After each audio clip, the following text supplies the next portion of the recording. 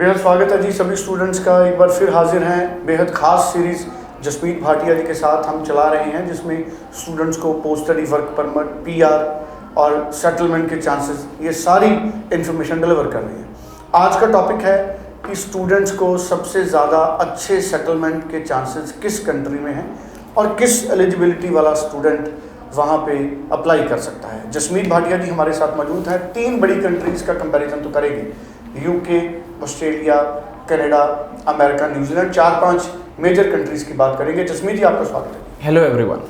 जसमीत जी, सबसे ज़्यादा अच्छी सेटलमेंट किसी भी स्टूडेंट्स की इन बड़ी 4-5 कंट्रीज़ में कहाँ है और कौन से स्टूडेंट कहाँ सेटल हो सकते हैं? देखो, अगर हम हर शो में सिमिलर इन्फॉर्मेशन डिस्कस कर रहे हैं। पहले हमने डिस्कस किया कि हमें जानकारी होनी चाहिए कि कहाँ पे मिलेगा post graduate work permit. Second हमने डिस्कस किया कि कौन सी कंट्री में, जैसे कनाडा में 2 साल की पढ़ाई पे 3 साल का वर्क परमिट है, ऑस्ट्रेलिया में 3 साल की बैचलर पे कुछ कोर्सेज में 4 साल का वर्क परमिट भी है, यूएसए में 2 साल की एसोसिएट डिग्री पे भी 2 साल का वर्क परमिट है।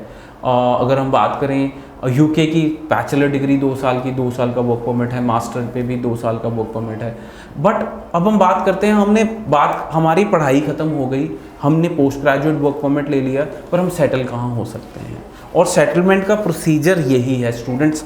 First study with part time work. अगर आप फुल टाइम वर्क करेंगे पढ़ाई के साथ तो आपकी पढ़ाई नहीं खत्म होगी। अगर पढ़ाई नहीं खत्म होगी तो पोस्ट ग्रेजुएट वर्क परमिट नहीं मिलेगा।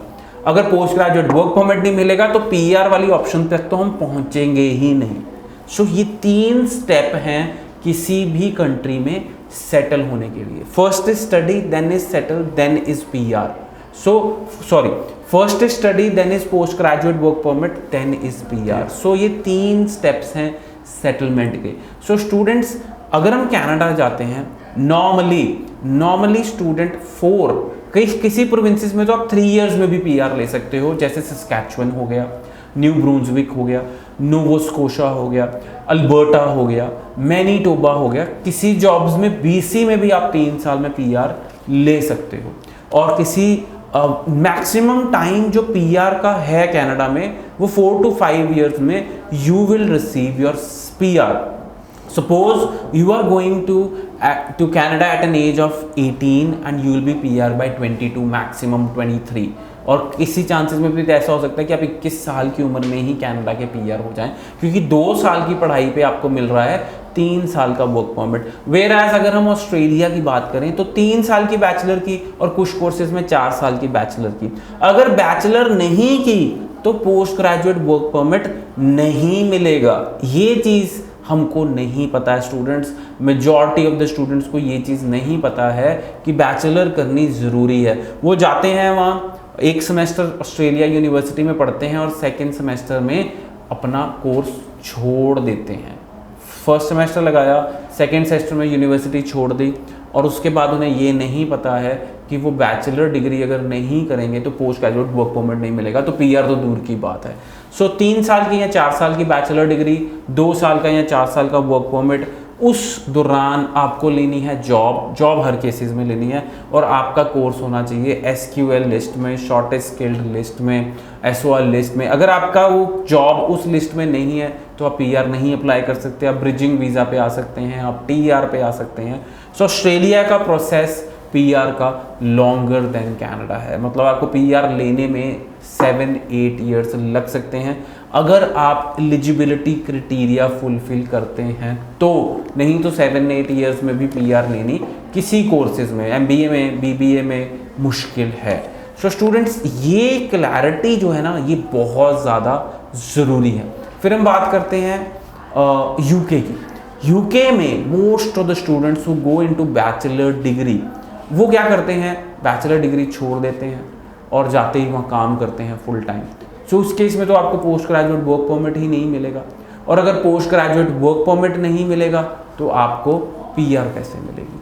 और पीआर के लिए आपको होना चाहिए आपका रजिस्टर्ड एम्प्लॉयर, और एम्प्लॉयर रजिस्टर्ड है तभी आप पीआर अप्लाई कर सकते हैं। यूके में पीआर लेनी सबसे मुश्किल रहेगी आउट ऑफ 3 कंट्रीज। रही बात जर्मनी, क्योंकि आजकल जर्मनी बहुत स्टूडेंट्स जा रहे हैं। जर्मनी में पीआर लेने के लिए आपको करना पड़ता है 5 साल की इनकम टैक्स रिटर्न फिल, और अगर आप 5 साल के इनकम टैक्स रिटर्न फिल करते हैं तो आपको ले सकते हैं आप जर्मनी की भी पीआर या यूरोप की पीआर। बट उसके लिए बैचलर डिग्री या मास्टर डिग्री करनी कंप्लीट ज़रूरी है। डिप्लोमा पे पोस्ट ग्रेजुएट वर्क परमिट नहीं मिलेगा, जिसको वो बोलते हैं जॉब सर्च वीज़ा, जो पहले मिलता है 1.5 साल का और उसके बाद मिलता है 2 एक्सटेंशन 6 महीने की। यूएसए में पीआर लेनी है सबसे ज़्यादा मुश्किल, क्योंकि यूएसए में बहुत लंबा वेटिंग पीरियड है। जो बच्चे ये सोचते हैं कि हम पीआर ले लेंगे यूएस जाके, या वेरी उनको कोई ना कोई अदर वे ढूंढना पड़ता है यूएस की पीआर लेने के लिए। So USA is the toughest place to get into PR. अगर आप डॉक्टर हैं, नर्स हैं, तो पीआर लेनी फिर भी मिल सकती है 10-12 साल में, बट यूएसए की पीआर या ग्रीन कार्ड का प्रोसीजर इज़ रियली लॉन्ग। बिल्कुल जी। सो बड़ी अच्छी क्लैरिटी जसमीत जी ने शेयर की है। हर रोज़ शाम को लाइव शो है 90413 90412, इस नंबर पे आप लाइव शो में भी बात कर सकते हैं, और जसमीत जी को आप मोहाली हेड ऑफिस में मिल सकते हैं। ऑनलाइन अपनी फाइल मूव कर सकते हैं लैंडमार्क इमिग्रेशन के जरिए। Thank you so much Jasmeet ji, बड़ी अच्छी इन्फॉर्मेशन आपने शेयर की। Thank you so much.